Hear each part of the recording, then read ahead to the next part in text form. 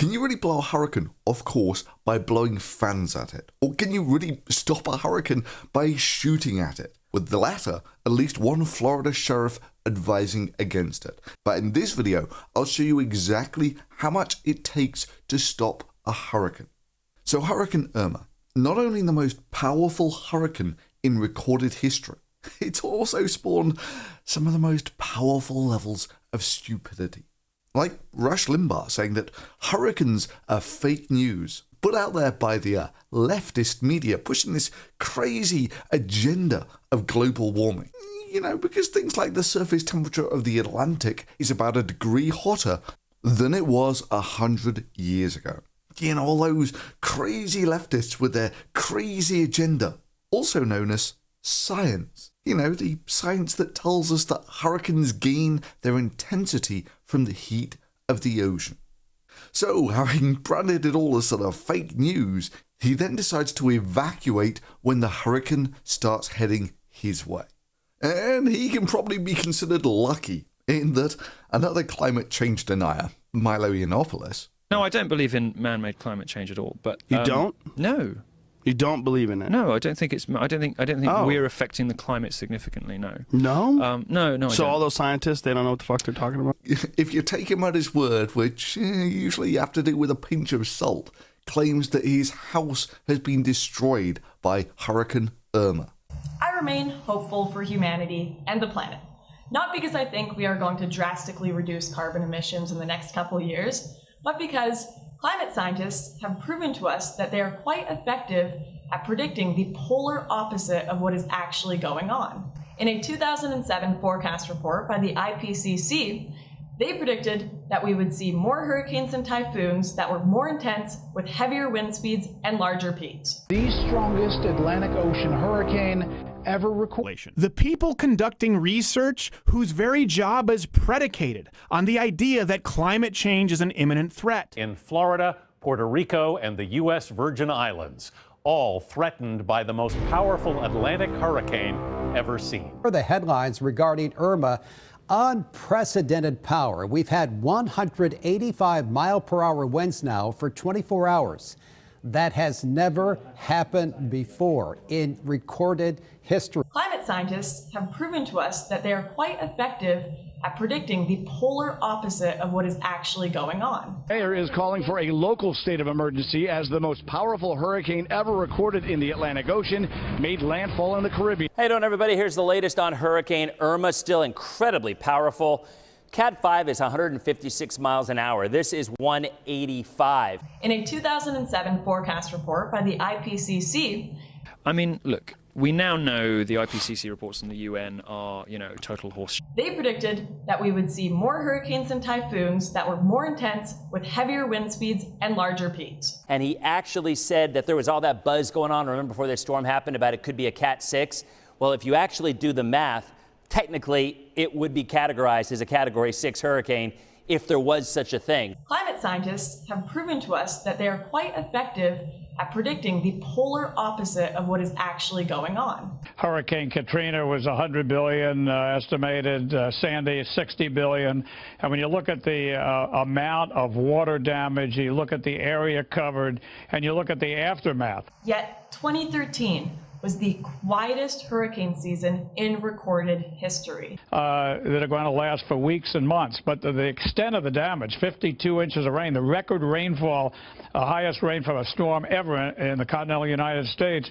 The money they're talking about early on won't come close to addressing what they're dealing with, right? Because clearly, hurricanes never happened before. As this picture from 2004, these hurricanes were fake hurricanes, okay? Just like fake news, they were fake hurricanes. Great argument there, PewDiePie. I don't know why we waste our time with all these climate scientists when we have you to tell us that we had hurricanes before. Therefore, more intense hurricanes can't be due to climate change. I mean, what other pearls of wisdom you got for us? We've had hottest years before, therefore the current rash of hottest years can't be due to global warming. 1998 was the hottest year on record. Then 2005 was the hottest year on record. Then 2010, then 2014, then 2015, and now 2016 was the hottest year on record. Or if you want to do it by decades, the 80s was the hottest decade on record. Then the 90s was the hottest decade on record. Then the noughties were the hottest decade on record. And now the teens is thus far the hottest decade on record. Twice. Washington. You should have thought twice, Washington, before you started those fires. Mother Nature is real mad, okay? That's right, Washington. You should have thought twice before voting for Trump, Washington. It's so disgusting to me seeing these celebrities using these natural disasters and, blaming these fires caused by teenagers to further their political agenda. Oh, God, yeah, PewDiePie. One teenager with fireworks not only dried out the entire West, but started all of these fires with fireworks. You muppet. You might be happy to know that I was actually driving around the West about a few weeks ago, and this is what I noticed. Say, is this place is ready to burn? Jesus. Oh, hey, here's another one. Seeing as I was just driving through this one less than 2 weeks ago. You see all those dead trees there? Miles after miles of dead trees. Do you know what caused that? This is Rocky Mountain National Park. These are all the trees killed by the pine beetle. Thousands and thousands of them. And this is because it's not as cold here in winter anymore. And so the pine beetles have just killed all the lower elevation trees. Now, we might have, great minds here saying things like, well, we've had pine beetles before, so what's the big deal? It just goes on and on. Dead trees out of dead trees.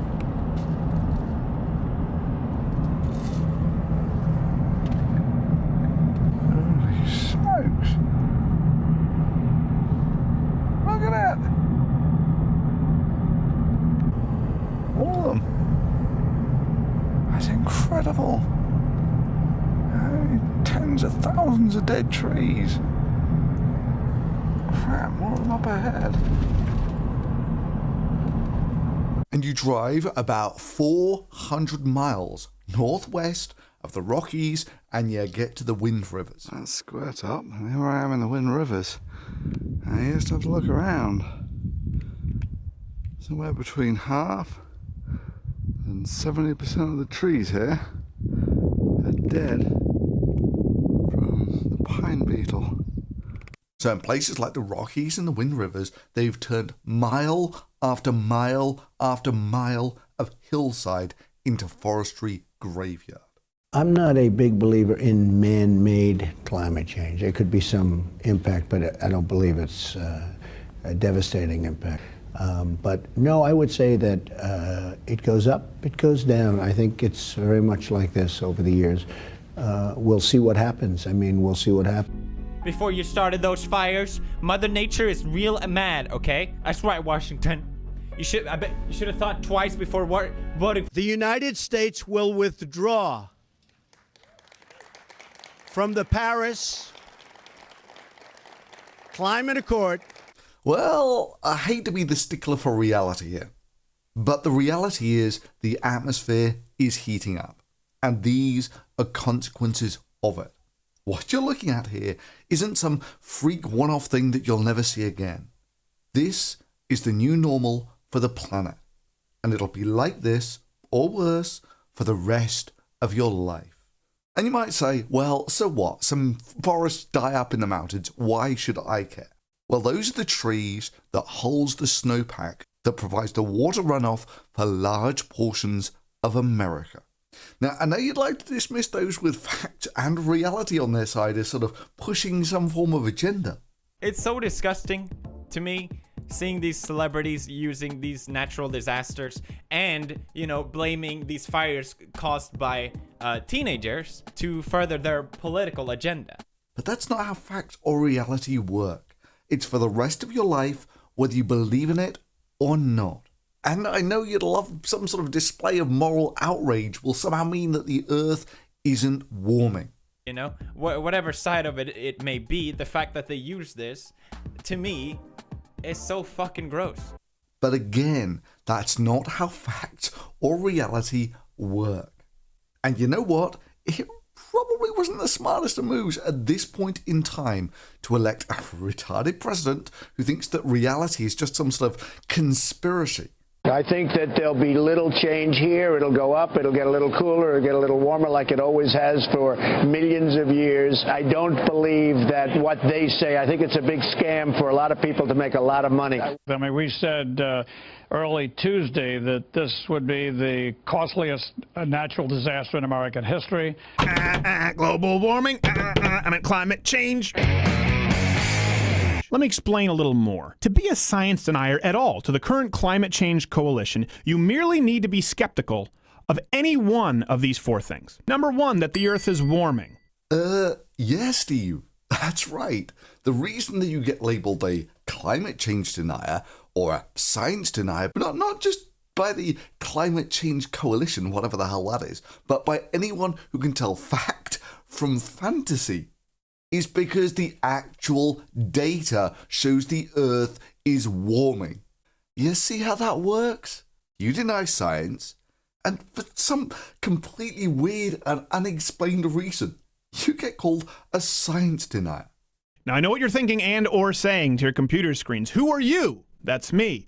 To create a video debunking climate change. You're no atmospheric scientist. See, the thing about that is, neither are you.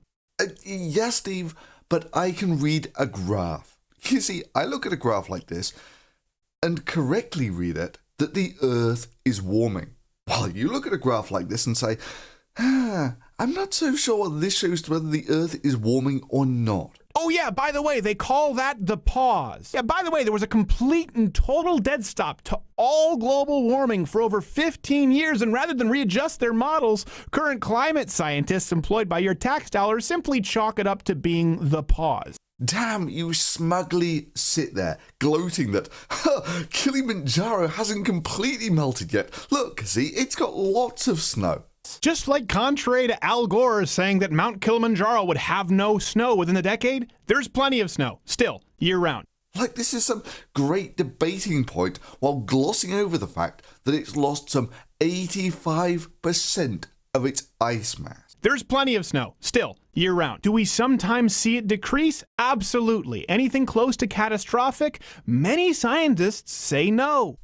I mean, you really are the retard who sits there and says, I mean, sure, there are some times when the planet heats up more than it cools down, but that doesn't mean it's gotten any hotter. And even if it did, there are many scientists who say that's nothing catastrophic. We are going to get in closer now and take a look at this massive eye that was 23 miles in diameter. I mean, we said early Tuesday that this would be the costliest natural disaster in American history. I mean, this is why you can sit there in the hottest August of the hottest year, in the hottest decade on record, claiming with a straight face that you're debunking global warming. Now, I know what you're thinking and or saying to your computer screens. Who are you? That's me. To create a video debunking climate change. But hey, you're right. A once-in-a-500-year event followed merely weeks later by the strongest hurricane in recorded history does not a trend make. But when you're into 16 out of the 17 hottest years on record, being in the last 17 years, you know, since the year 2000, you might be looking at a trend. Oh yeah, by the way, they call that the pause. Yeah, by the way, there was a complete and total dead stop to all global warming for over 15 years, and rather than readjust their models, current climate scientists employed by your tax dollars simply chalk it up to being the pause.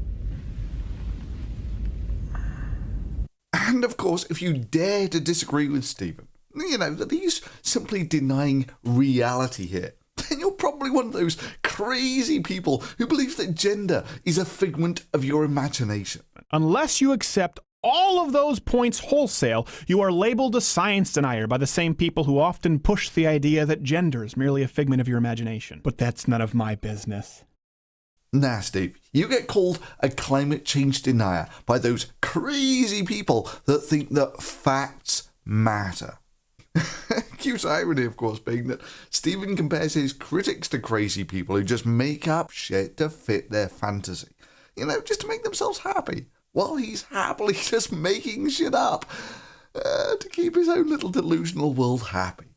The projection of ideologues. Oh yeah, I know. All of a sudden, the people who want to blow the hurricane off course by using fans or shooting at it look comparatively sane. And at least that's possible, in principle. Whereas looking at a graph like this and saying, I see no warming, is the kind of guy who would sit on the deck of the Titanic watching the water rising saying, look, you can show me these rising sea levels all you want. I'm just not convinced that that proves that the ship is sinking. Now, of course, in principle, there's nothing actually wrong with the idea of blowing the hurricane off course with fans. It's just like solar roadways and the Hyperloop. It's a great idea in principle. It's a little under par when you consider some of the technical details. So these are just some ballpark hurricane numbers. Let's take Irma as being 300 miles across, about 500 kilometers, or 500,000 meters. So it's about 250,000 meters in radius, which means it has a footprint of about 200 billion square meters. Now, hurricanes basically occupy the entire of the atmosphere from bottom to top. So the whole of the atmosphere pushing down on a square meter is atmospheric pressure, which is basically 10 tons per meter squared. So you can check out this video to find out why you have 20 tons or so pushing on your skin at the moment. Cool. So that means that for this storm, there's about 2,000 trillion kilograms of mass in this hurricane. Now let's skip some of the unnecessary details about differential rotating mathematics for this ballpark example, and just say that this hurricane, all the mass in it is traveling at 150 miles per hour. We've got winds of 150 miles per hour throughout the whole hurricane, which is about 67 meters per second. Cool. So from there, the energy is trivial. It's half mv squared, which gives us the energy of the hurricane as about 4 billion joules. Now, that's not a number that's going to resonate with anyone here. So let's just calculate how much that would cost if we were to get it in electricity. So it's about 1 trillion kilowatt hours. And a kilowatt hour costs about 10 cents. So just the energy cost to stop a hurricane like this, by blowing fans at it, would be about $100 billion, which actually wasn't far off the damage that Harvey did. Alternatively, you could express the energy in terms of nukes. Now, 1 ton of TNT is about 4 billion joules. So, give or take, this is going to be about 1 billion tons of TNT equivalent. That's not a kiloton. It's not a megaton, which would be hydrogen bomb range. It would be a gigaton nuke. And the scale of this probably shouldn't surprise you too much at this point, in that the largest nuclear bomb ever blown up was the Tsar bomb. It was 50 megatons. And even at that, the fireball was only a couple of kilometers across, which would easily fit in the eye of this hurricane. And the complete destruction zone around the Tsar bomb was about 40 kilometers. Again, tiny compared to the size and force of a hurricane. And just so we're clear, the Tsar bomb at 50 megatons was about the same mass as all of the munitions expended in World War II. So, how many bullets would you have to shoot to stop a hurricane like this? Well, a bullet is about 1,000 joules apiece. So you would need about 4 to the power of 15 bullets. Now let's just say, for the sake of argument, to make our numbers easy, that there are 4 billion people on the planet. So if everyone were to fire 1 million or so bullets, that would give you about the same energy as this hurricane. Now a machine gun can fire about 1,000 rounds per minute. So everyone on Earth would have to fire machine guns for 1,000 minutes to shoot your 1 million bullets, which would take, give or take, about 14 hours. Yeah, one hurricane or a few billion people firing machine guns non-stop for 14 hours. However, that's not all the energy in this storm. I mean, let's just take ballpark numbers, the rainfall from, say, Harvey. Now, Harvey dumped about 1 meter of water over an area. So let's just say it dumps 1 meter of water over this entire area. Now, a cubic meter of water weighs a ton, 1,000 kilograms. So all that came from about a mile or a couple of kilometers up in the atmosphere, at 2,000 meters. So the energy to move all of that water all the way up in the atmosphere is mass times the acceleration from gravity, which is about 10 meters per second squared, times by the height, which is about 2,000 meters. So, ballpark numbers, the energy of just the water falling is comparable to the wind speed energy of the hurricane. And I just want to stress, these are just ballpark, back of the envelope type calculations, just to try and put the scale of the energy in a hurricane into perspective. However, that's peanuts compared to where the real energy is in these storms. Merely to take 1 kilo of water and break all the hydrogen bonds in that water to turn it into vapor takes about 2 million joules of energy. So just the energy of getting the water into the vapor phase for a storm like this is about 100 times the wind energy in this storm. And of course, that amount of energy is released when that water condenses out of the vapor phase and condenses back into the liquid again. So these are just some back of the envelope calculations. It didn't really matter whether the energy of a hurricane's measured in tens of gigatons or megatons of TNT. The point is, when you're dealing with a sun-atmosphere interaction, even a tiny fraction of a percent difference in the energy fluxes are just off the scale of anything that mankind is capable of. And this is just one hurricane, not the whole atmosphere. And you've got to bear in mind that this is the new normal. Even if carbon emissions are stopped completely tomorrow, it will take thousands of years for that atmospheric carbon dioxide to start coming down, if it ever does. What you're looking at is the new normal. And I got to admit, I find it kind of sad that even with climate change as clearly a demonstrable fact as the sun rising in the east, so this is not some far-off conjecture. It's something that we're going to have to live with for the rest of our lives. And there are still folks out there who cheer when President Trump does things like pull out of the Paris Climate Accords. There are folks who make videos in the hottest year in recorded history denying climate change. Oh yeah, and that's something else we're going to have to accept as the new normal. It's a phrase you're going to hear a lot of in the future, that it's the present year is the hottest year in recorded history. And at that, many thanks to those who supported this video through Patreon. And if you want to support media like this, the links are below.